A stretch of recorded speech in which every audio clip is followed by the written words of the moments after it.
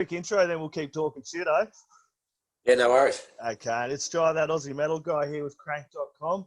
And tonight I'm having a chat with Steve Hughes, heavy metal musician. I was going to put drummer, but now I could put multi-instrumentalist and comedian. He served with some classic Aussie metal bands like Slaughterlord, Nazxul, and Mortal Sin, dude. I was actually watching some old Mortal Sin footage yesterday.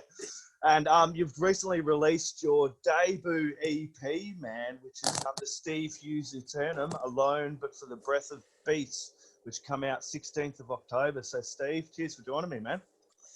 No worries, brother. Good to be here. Good to talk. Yeah, good to talk, man. I've been living by myself in a room in Manchester for 8 months. I'll talk to fucking anyone. They're like, people are ringing me up. Do you want to do an interview? I'll do as many as you want. so that's going good. I've noticed you've been doing a few interviews and talking to a few people. I've been kind of doing the same, trying to make as many connections and chat to as many bands as I can. I tell you what, I'm going through a hell of a lot of coffee, but I've recently discovered coffee this year, man. I was one of those people that never ever drank coffee, and this COVID shit hit, and now I'm drinking it like a champion. No, I love coffee. Yeah. I got to make sure I watch myself because I've always been such a hyper person. People go, coffee hypes me up. I never noticed because I was just always fucking pretty full on. Then I just drank too much. Go, it doesn't seem to affect me. Well, I did. I'm the same, dude. I sometimes drink too much coffees and I jump in to do one of these interviews and I say too much at the start and get ahead of myself. And I'm like, blah, blah, blah, blah. And it's like, oh, wait a minute. Slow it down a little bit, Tiger. Ease up. So can I ask? Yeah, let's get into this. Can I ask about how? What was the inspiration to get this started, man? I want to talk about this album you've brought out, dude. What was the inspiration? I think the inspiration to get it started happened in 1982 when I saw Iron Maiden playing Run to the Hills. That was the inspiration that got it all started. Yeah. I used to hang out with these two English guys. One of them when I was like 15 in Sydney, and it's the first band I made. I couldn't play. They couldn't play. I only got a drum kit because they went, well, you drum. And I went, all right. So I got a drum kit. There was this, and one of the guys he's a little eccentric. And so he was into like English punk and sort of new romantic when it sort of hit, which is kind of the trail end of punk, with Susie and the Banshees and then sort of what it became Human League and the Jam and everything. Or the Jam was more modern, but he showed me all these bands that weren't big in Australia, the Jam and Ultravox and sort of Public Enemy and, old exploited, old punk, which I never really liked particularly. Some of it I liked. I liked some of the Jam and some of the Ultravox stuff and some of the new romantic stuff. Talk was a new romantic band which I still listen to. But he never liked metal. So he showed me all this stuff and I was going through it and some of it I liked and some of it I didn't. And then we used to watch music shows on the weekend, Night Moves or whatever they were called back in the 80s. And then I saw Iron Maiden Run to the Hills, so that was fucking it. right. So you say, I don't like metal. I'm like, well, I seem to like it. So I'm getting into it. Yeah, I remember when I first heard Iron Maiden, I was talking to Chris from Hidden Intent, a thrash band here in Adelaide. But I was saying how when I first heard Iron Maiden as a young fella, I couldn't fully understand all the little nuances, and it took me a couple of years to finally come back and revisit Iron Maiden before I was like, fuck yeah, this is it, eh? And I actually got to catch them a few years ago here in Adelaide, and I'd actually had partaked in a little bit of acid and had the best day of my life, dude. It was unreal getting to see Iron Maiden, and it was just the greatest experience, man. And I'm like, dude, this is so cool after so many years finally getting to see Iron Maiden. It just blew my mind. It was an absolutely great show. Oh, it's funny, Iron Maiden for me, so legendary. But I'll honest, and not because I'm an old guy who wants to be cool, but I really don't listen to Maiden after Power Slave. Right? Yeah. Like but Power Slave's what, 85, 84, 85. So I was massively thrashed by then. I had Bathory and sort of, Kreator's about to appear, and we've got, Metallica and Anthrax, early Slayer. So I was already then veering away from traditional metal. Like I veered radically when thrash started. That was like, because I got into metal, you know, I liked Sabbath and Priest and Dio and Scorpions and sort of, you know, the metal. People used to show me White Snake and I don't like this stuff, and sort of, and Rocky, and I liked early Motley Crue, but I didn't like glam metal. I didn't. Yeah.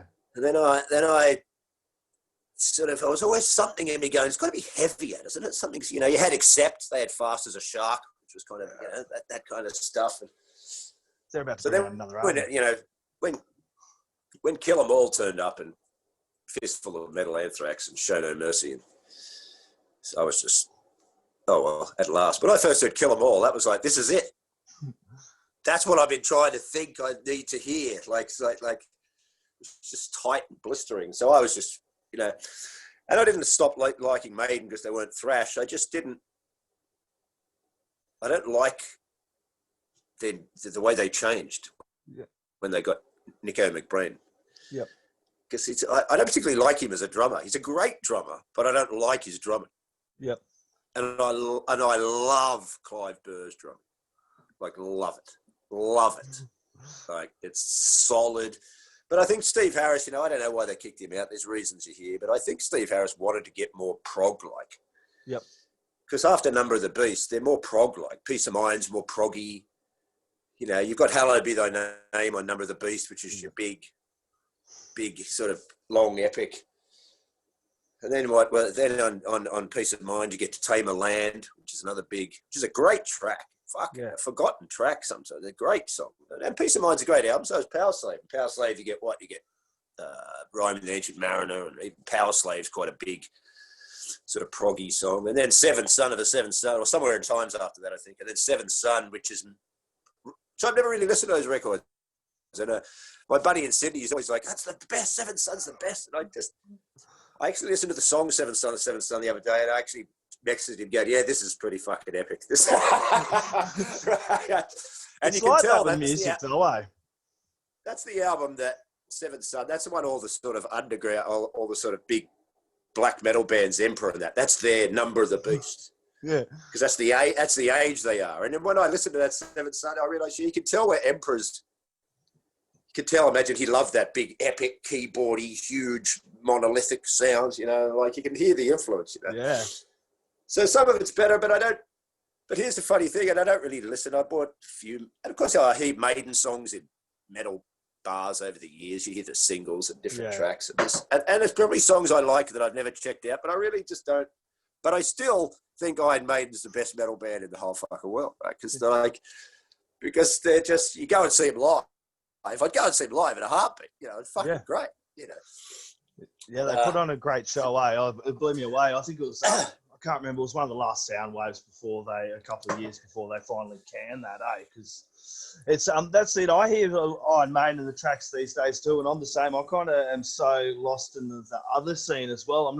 I don't try and get caught up in all these big bands. You look, it's hard in the metal industry. You see, people are all just caught up on the Metallicas and the Slipknots or the big four, that these corporate fucking entities, record companies, are just shoving down people's throats, and they don't tend to veer off the beaten path a little bit and check what else is going on.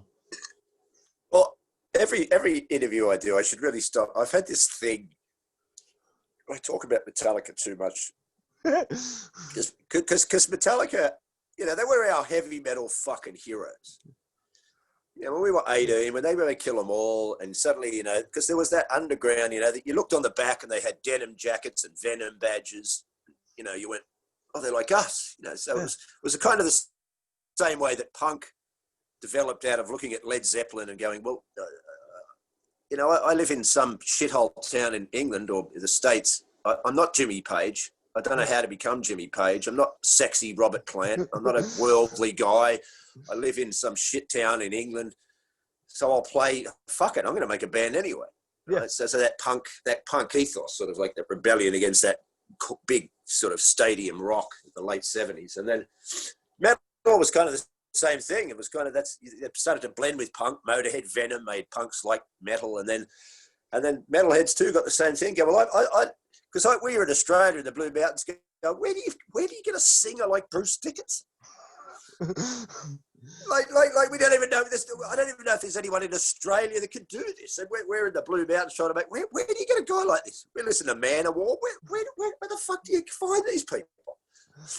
How are we going to make a band? They've just seemed to have them. And so then when you got thrash, it was kind of like, yeah, fuck it, like metalheads, your early Kreator, Sodom, they can't play. Great. Yeah. But I didn't even realize they couldn't play. It was so fucking energetic and full on. I was just like, that's fucking fantastic, you know. Yeah, that's why like the first two Kreator albums are so savage. They're so savage. They've got energy on them, you know. They're savage. And then Terrible Certainties, like that Bridge album, because they're learning to play. Yeah. Right. And then when you get Extreme Aggression, it's very tight. Yeah. It's very cut down. All the fat's gone. The songs are they want to start to structure songs. I can tell the ethos. I was around then, you know. Yeah. And they're becoming better musicians. And then people go, oh, I like these two. These are the best. Yeah, but they can't do those again because they can't not play. Yep. See, they can hardly play then. I mean, it's savage and it's great and it's beyond it. But now they can kind of play tight. They can't go back to not playing tight. Yeah, and Right. Death Angel was like that as well. Death Angel, you listen to the early Death Angel stuff, and they kind of the same as well. That early thrash metal roots in the beginnings as well. Which was great about it because it's also it's so raw thrash, and it doesn't keep you on the edge of your seat.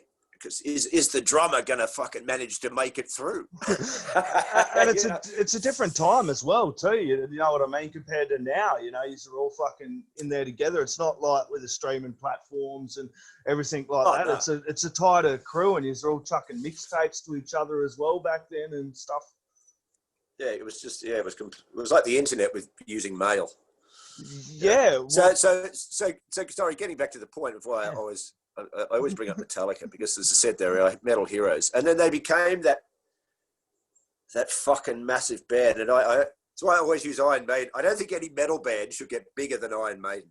Yeah, right. Just stay there. Like, just keep the fucking mainstream out. Just get to there, because if you go to a Metallica gig now, it's filled with who? It could be dads, mums, kids.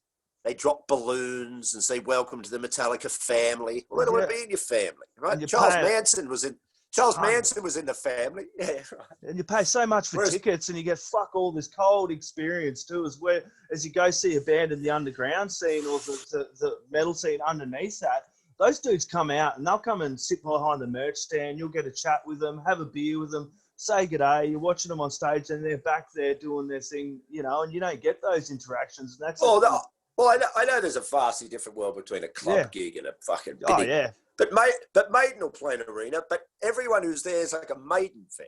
Yeah. You know, and Maiden fans will stay Maiden fans forever. A lot of right? I don't even like their music, but I'm still a fucking fan. Whereas Metallica, I don't know if I'm a fan anymore because I don't trust it. I don't believe it. I don't. Well, I haven't played their last two albums yet. I have not played their last two albums. I can't bring myself to do it. I'm just like, I just don't know why. I haven't had the energy to try and play them at all. Well, here's the funny thing. The last two are supposed to be more heavier and back to the roots and all this kind of stuff. And everyone hates Load and Reload and Sinanga and so forth. But if you listen to Load and Reload, they're weightier, thicker albums than the last two. The productions, like, they're actually thicker, they're heavier, they're like Death Magnetics, the whole thing. I'm like, no, where's that? That was part of making the Eterna record, where I was like going, I used to think 7 years between albums, all we want is a heavy metal record. That's all we're asking for. We know you know how to do them. Yeah. Make a good one. You made the best ones, right? So I was a part of making that Eterna, which is, it's a very thick album that I've made. So I thought, fuck Metallica, I'll fucking give myself some hardcore thick chug riffs.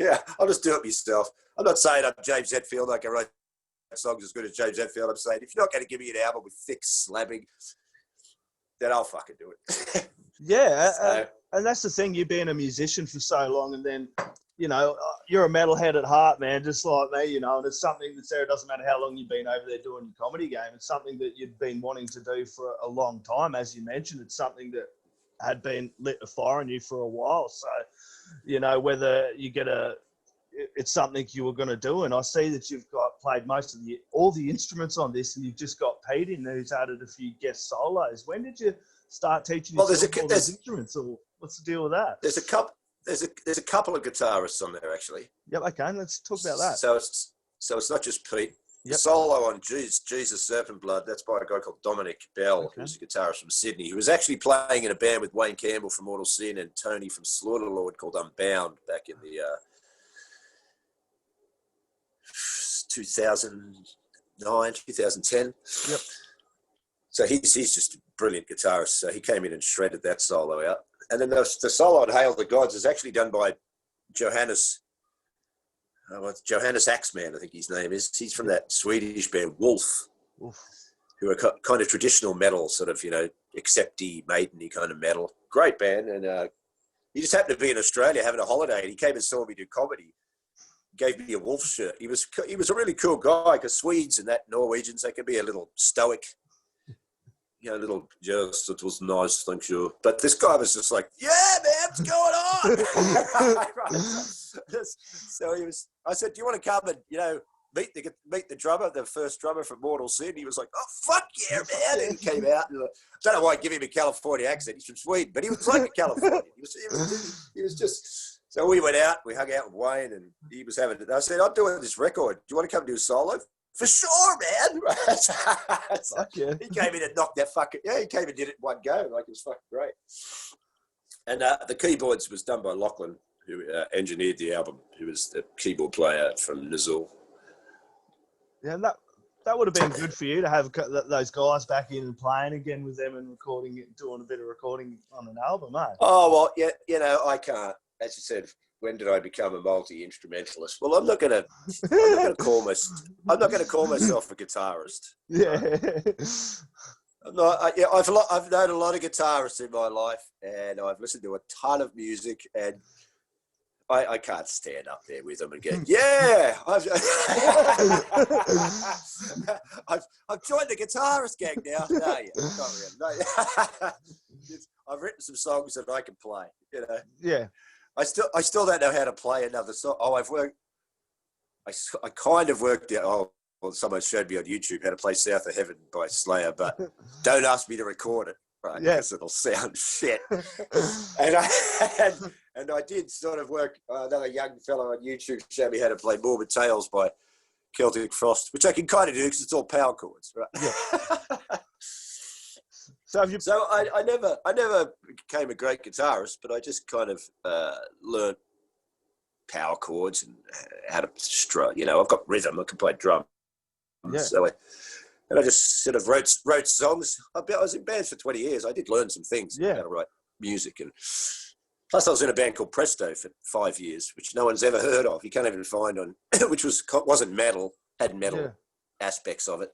But that was like sort of, people call it indie rock. I never considered it indie, but it was a completely different style. It was like, it had folk elements and rock, and just, we'd do anything. You know, we'd write ballads. So I learned, and you know, here's the other thing. I stopped listening to total metal by like 1987.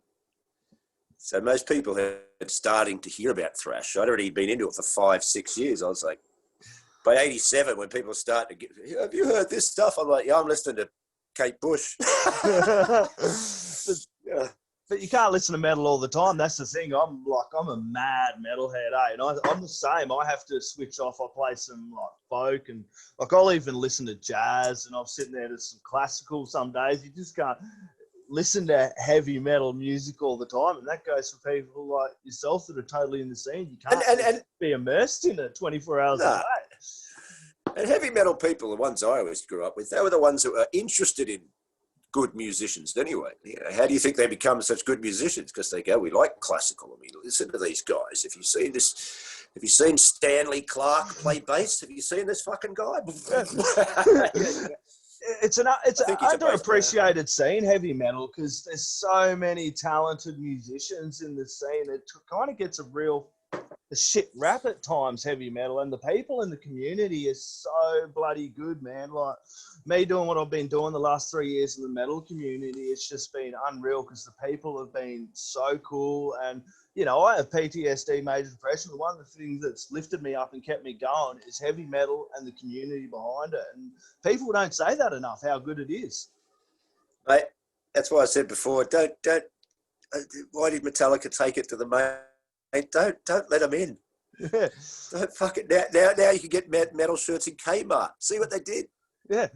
Maiden didn't get Kmart to sell heavy metal shirts. Metallica did. Yeah. So I'm like, and that's the thing. Like, if you don't like, you can. There's so many other bands. The one thing that kind of shits me with that, Metallica do what they do. Yeah, that's cool. I won't listen to their music. I'll go listen to something else that I actually enjoy. You know, I'll go crank some Benediction. They brought out a killer album, or I'll go crank some, you know, anything else, some Aussie metal. You know, Brummelin brought out a great album, but.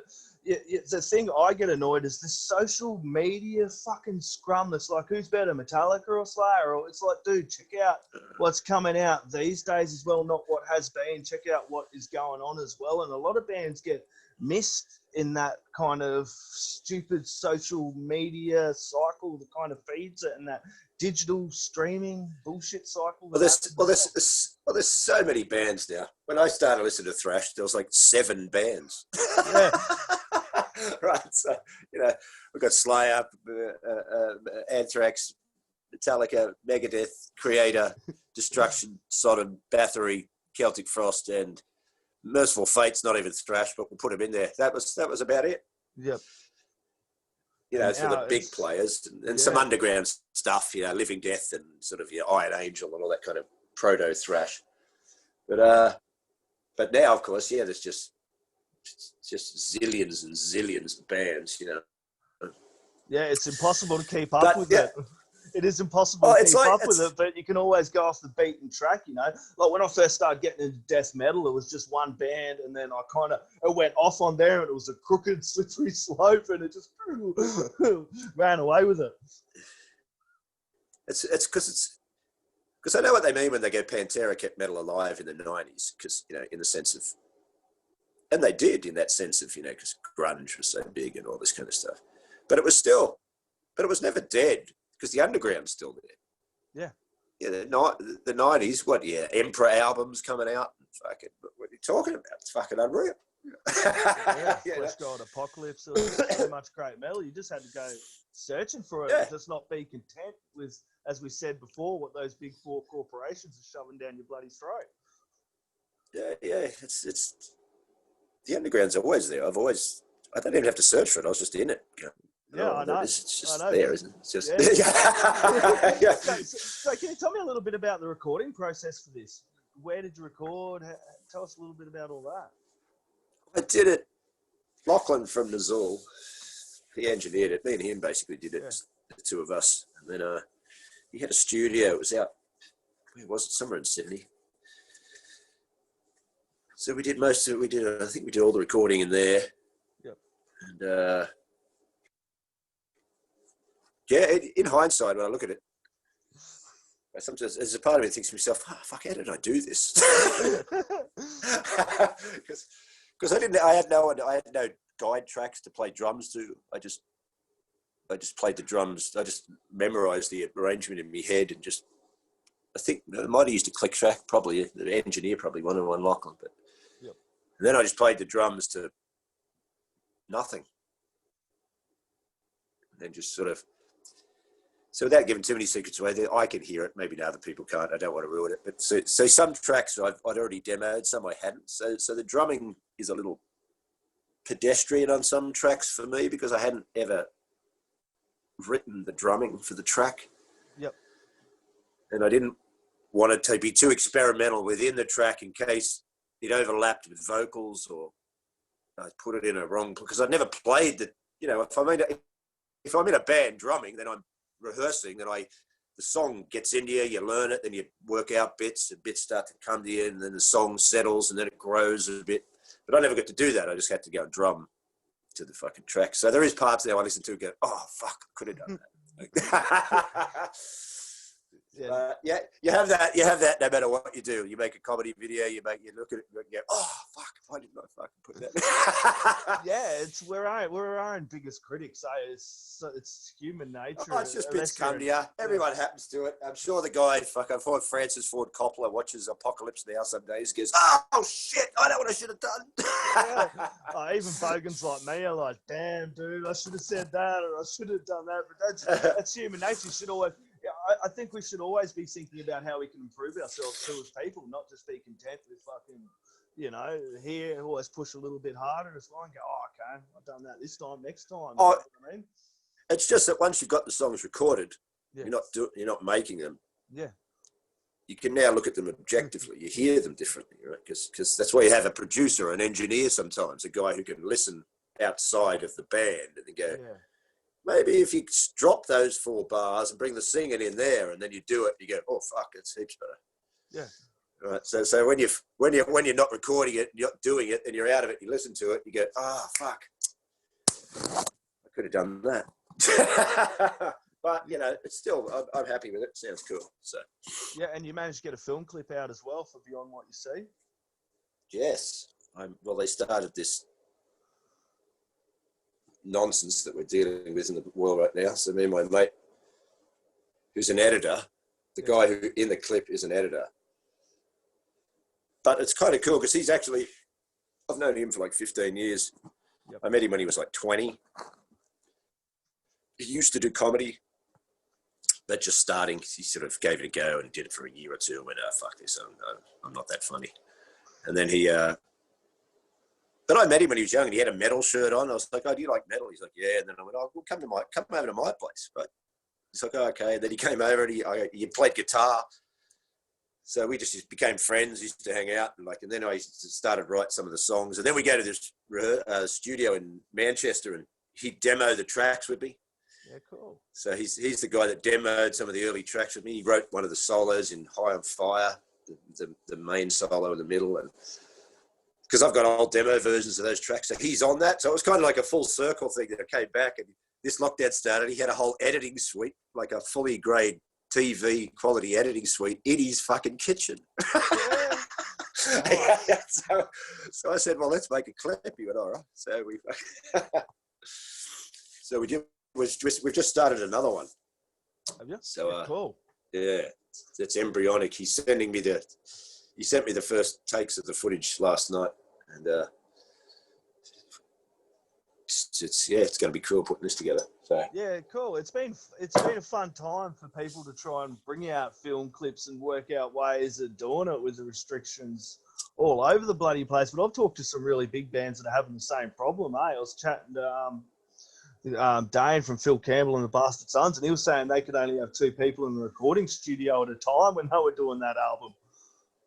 A load of bullshit this is. Yeah. Oh yeah, it's a crazy time, mate.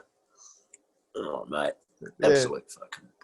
Yeah, but you notice when you're such an introvert with everything that's happened that it hasn't really changed my life much. I'm still cranking heaps of metal. Well, here's the funny thing. It's like, yeah, if I had my own house, like with some recording equipment in it, drums and guitars, I wouldn't fucking leave much anyway. Yeah, that's it. What's going on? I've made a record. Yeah. So can you see yourself doing this again, getting in and doing recording another album? Now you got this one out of the way? I'd love to. I mean, yeah. This album, I did it many few years ago, but I had to. Oh yeah, I had to go and have a nervous breakdown for 5 years. Oh wow, get that out of the way. Yeah, yeah. I've had one of them. It's not nice. Brutal. Yeah, yes. But it doesn't kill you, it makes you the way stronger. I lived helped instigate it, and it's just fucking what it is. So hang on, you're frozen. Yeah, I have frozen. Wait up. Yeah. Fucking Telstra and their dodgy internet, no doubt. So what we're saying? So you wrote all the songs on this too, lyrically. There's some cool content on there, man. Lyrically, I went through a little bit of the press release notes and that as well. And I can feel these real black metal influences on this album, as well as some thrash influences into it too. Well, I guess some people in comments have already said sounds like might a bit of this or that. I wasn't really influenced by anyone in particular. Yep. The songs are also written to a level of my guitar skills at the time. so there's, and I don't really. There's no band. I thought I'm too old to be going. Oh, I want to sound like that. I just wrote what I like to hear. Simple. I take the Rush philosophy, the band Rush from Canada, years ago. I remember when I listened to them. They just went, well, they go, what's your philosophy? They go, well, we just sort of thought, well, write some music that we like, and if we like it, maybe someone else will like it, and if they do, oh, that'll be cool. Oh, all right, that's an easy way to do it. Just do what you want. Yeah. so, which is basically the ethos of underground world anyway. Like what you want, you know. Exactly. No the one right likes it. people that are going to listen to it will listen to it. That's what, you know what I mean? Yeah. If you don't like it, you don't like it. I find it funny that people actually put negative comments on social media. Not because I'm like upset that you don't like my record or my comedy or something, but I just think, why did you even bother? Why didn't you just go, I don't like this guy? So I wouldn't even cross my mind to go on someone's thing and go, you're shit. I know the amount of energy that is too. I've seen that as well. It's why the fuck would you bother? That's like with me doing what I'm doing. I love the music scene. I love heavy metal. So if I come across something I don't like, I won't listen to it and I won't cover it. I'm not going to tear someone else's vision or whatever they're doing down just to make my small existence feel somewhat fucking worthy by typing some stupid comment about something I don't like. I don't know what it is. It's very funny. I mean, I understand here people do things. And so some guy wrote something. It was quite funny. He just wrote, some music. To tell you the truth, Steve, I think it's a bit bland, but it's cool. So good on you. Well, that's fair enough. Just, you know. Yeah, that's cool. You can handle that one. That's cool, man. It's kind of, yeah. Well, I can handle. One guy just wrote shite. I went, all right, fair enough. But I don't know why you bothered subscribing to my channel to tell me that. Cheers for the subscription, man. But you know, the world's funny because I watched some young girl play drums to a Sting song one day, right? And it's because you watch people play drums and guitar and that to songs, and there's fucking 4-year-olds playing Rush songs now. It's out of control, you know. I watched some girl play a Slayer song in high heels on drums. I was like, fucking unreal, right? Yeah, but there's this young girl, leader's the drummer on that album. So it's 10 Summer's Tales, and he's this guy was playing jazz fusion in the 60s, right? Like he's a drummer's drummer, right? He's a fucking a god drummer, right? So this song's hard to play, man. I can't fucking play it, right? This girl is on there. She's about 20-something. She's relaxed. She's pretty. She's smiling. She plays this fucking song on drums, right? And then there's thumbs down. I'm like, how has this upset anyone? Here's a hot chick smiling, playing Vinnie Colaiuta drums. What? Yeah. This is like, it's like the best day of my life. Yeah. Right. I don't know what's wrong with those people. Yeah, it's just nothing better than do. There's funny comments in there too. I love them. Some guy just wrote, he watched some girl play a Rush song on drums, and he just wrote, I've just thrown my drums in the river. I hope you're pleased with yourself. Yeah, I do like reading some funny comments as well on things. I remember dude, Jared Dines, he done this video once on Trapped, and I remember seeing Trapped actually got in there, and they were just being absolute tools in all the comments on this video about how bad Trapped were. There's funny comments. Believe me, I'm not gonna. Should I tell anyone this? I've had YouTube comments where I've gone, do you know what? I'm going to steal that joke. Thank you, YouTube. This guy doesn't know. He's not going to use it. He doesn't know. He's a comedian.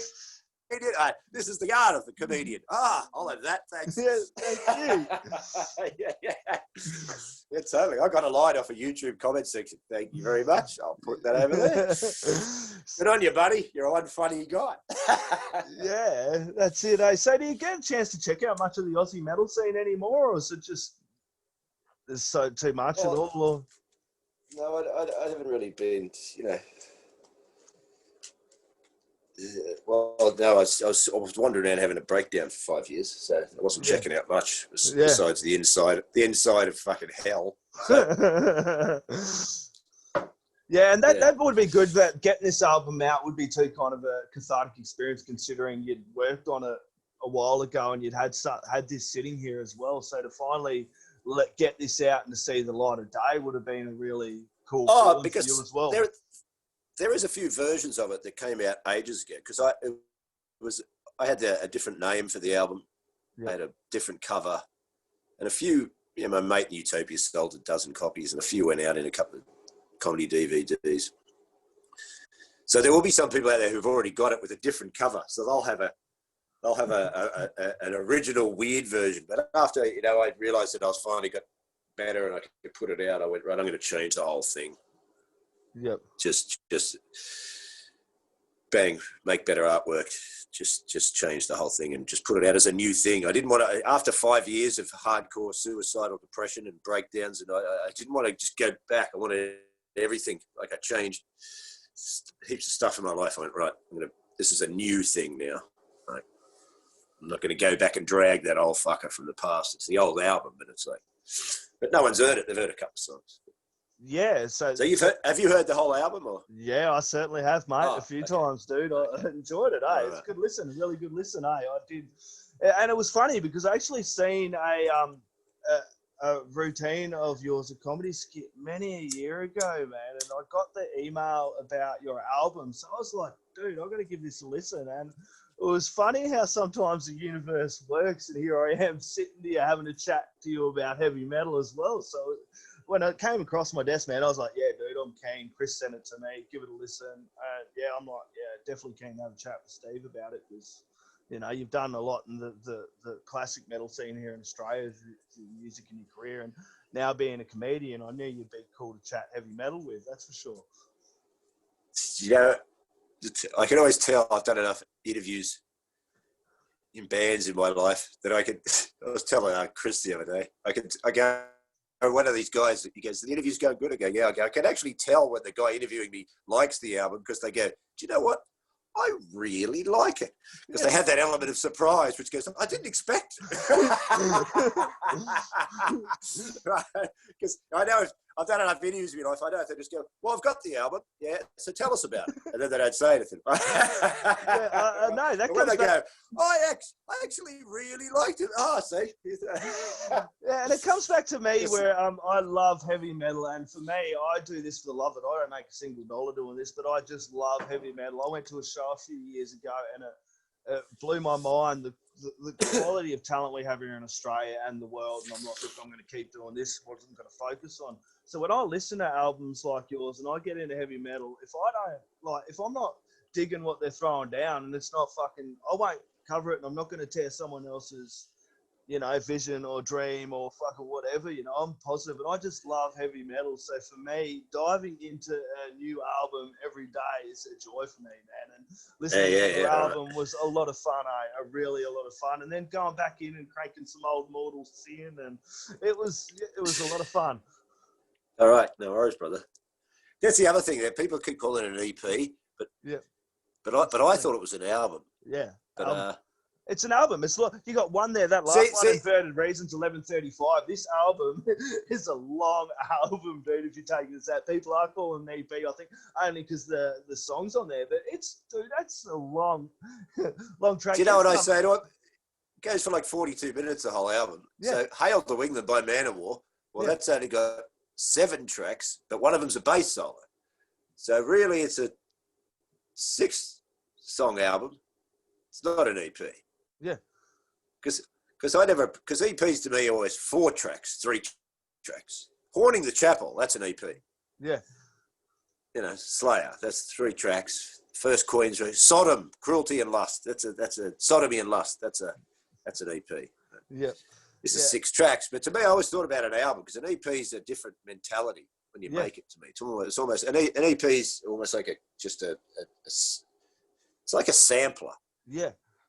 That's what I've always thought. Here's a stopgap while we actually focus. Do the record, because a record has a structure as well to it. I find just a different feel. So too. I always consider. I was telling Chris when it releases his first EP, I kept going to stop using EP. I hate the thing EP. It makes it sound like it's just an EP.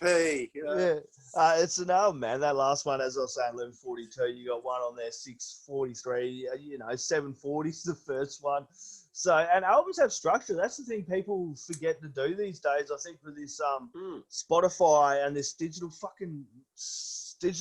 streaming platform shit, people aren't listening to whole albums. Like for me, when I grab an album, with this one, I grabbed it and I listened to the whole thing. I went back through, listened to it again, You know what I mean? Because that's how albums are made to be listened to. And I think, I bought a record player just so I can have that experience where you pull your record out, you put it in your record player, you get the whole album, you flick it over. You know what I mean? It's much better. It is. Much better. People are forgetting about, or not even realising because of the generation gap, how good it is to play whole bloody albums. They go, I listen to this song, or I listen to this song off an album, or I listen to that. It's like, play the whole fucking thing. Totally, man. When I first started to listen to music, I didn't know that you didn't listen to the whole album. I just thought that you listen to the whole album, don't you? I mean, you might get because when I got Show No Mercy or Kill 'Em All or all those older, there wasn't one song I didn't want to listen to. Yeah. And then you put it on, and you might like a song better than another song, but it was never really. But see, that's mainstream thinking. Single people who listen to singles, and then go, I only like 3 songs. Do you? Why? I mean, as I've gotten older, there's records that like. If I listen to a Fear Factory record, those Fear Factory records for me have 4 or 5 killer songs. And the rest I go, I don't really know. It's like Soulfly, Max Cavalera. I don't mind some of, not his really early Soulfly stuff. Yeah. Fred Durst, I can't listen to anything with Fred Durst. So.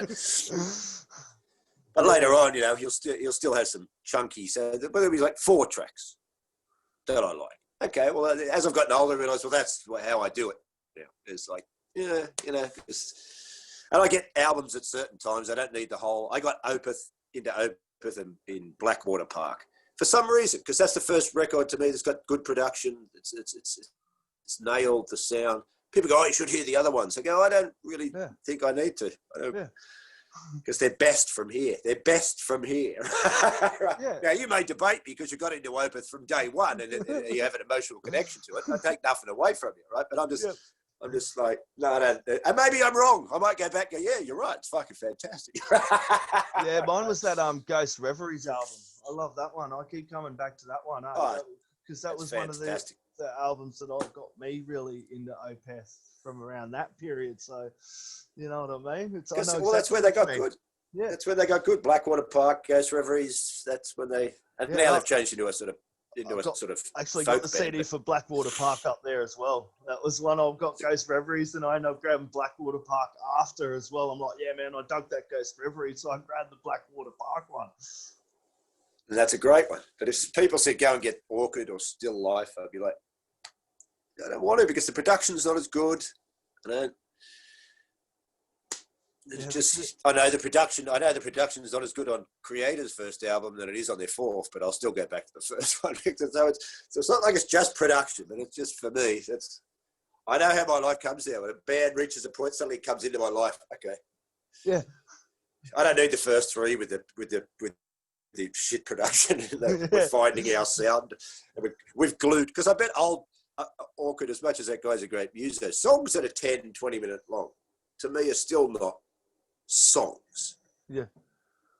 Right. A song is spirits in the material world. Yeah. That's a song. Can you write every breath you take, it's a song. It's 3.5 minutes. It's tight. It's you remember the melodies. You sit there like that's. A 12-minute epic is a different thing. It's a journey.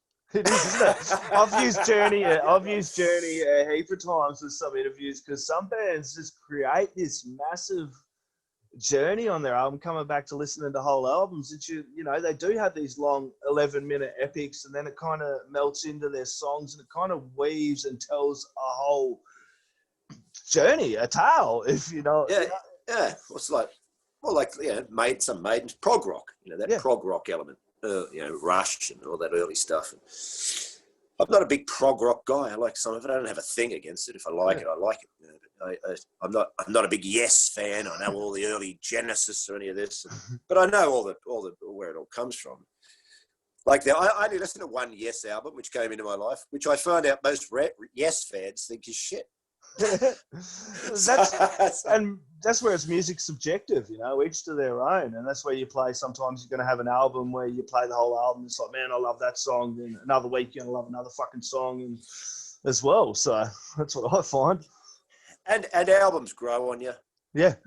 You know, bands grow on you. You didn't like when you were young. You just went, I don't want that or something. And then you get older and you listen to something and you go, oh, this is pretty fucking good, actually. I do that. And that's what I was saying earlier on about Iron Maiden. I've done the exact same thing with Iron Maiden when I was a young fella. I heard it and I'm like, oh, you know, he's fucking a bit high and the singing, and I just couldn't understand it. And then I come back a couple of years later and it just clicked. I got all those little subtle fucking nuances that I didn't get when I was a young tacker. It's so funny when things click, when a record clicks, isn't it?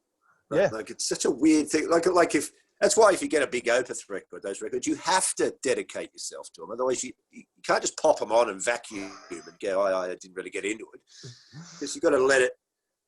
Sometimes I'll just put the album on over and over again while I'm maybe not listening to it. Because I know I've got to get over half a dozen listens for it to start to go. Yeah. And then all of a sudden you hear bits you just didn't even hear. Yep. Didn't even hear. Exactly. And I love that. I love that feeling when a record just suddenly goes, chink.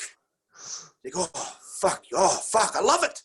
Yeah, I had this one too where it happened to me as well today, and I'd listened to it a whole heap of times. It wasn't until I was sitting in the car today, and there was no one in the car. I was waiting for the kids at the bus stop, I think, and it was just completely quiet except for my heavy metal, which was quiet and zen for me. And the album clicked. I'd listened to this album about 20 times, 30 times maybe, and just sitting in that car at that moment, I was like, dude, this is it. Which record was that? This was the Kingdom of Giants one, that metalcore one. It took me a little bit to get into it, but today it's just like, wow, I get this, man. It's really cool. They're from California, I think. Yeah, right, okay. Yeah. Cool, man. Steve, I could go on all night talking about heavy metal, man. I'm going to let you get about the rest of your day, man. I'm going to zip off, man. Sign out. Last words and shout-outs or thank yous you want to add in before I do, mate? Oh, you can, shout out to anyone who's listening. G'day. Grab the album if you want. Not the EP, the album. The album, that's it. Yeah, everyone grab the album. If you like it, cool. If you don't, well, you can just go and listen to Sepultura or Sepultura or something. Just listen to whatever you want. Besides that. Yeah, that's it. Grab it, put it in your stereo, grab Alone But for the Breath of Peace, grab it, put it in your stereo, turn it up really fucking loud so the neighbours can hear it and enjoy it as well. Yeah, crank it. Crank Old school, 80s style. Crank it. Crank it loud. Steve, this has been an absolute pleasure. Thank you very much for having a chat with me, mate. No worries, boys. No worries. Cheers, bro.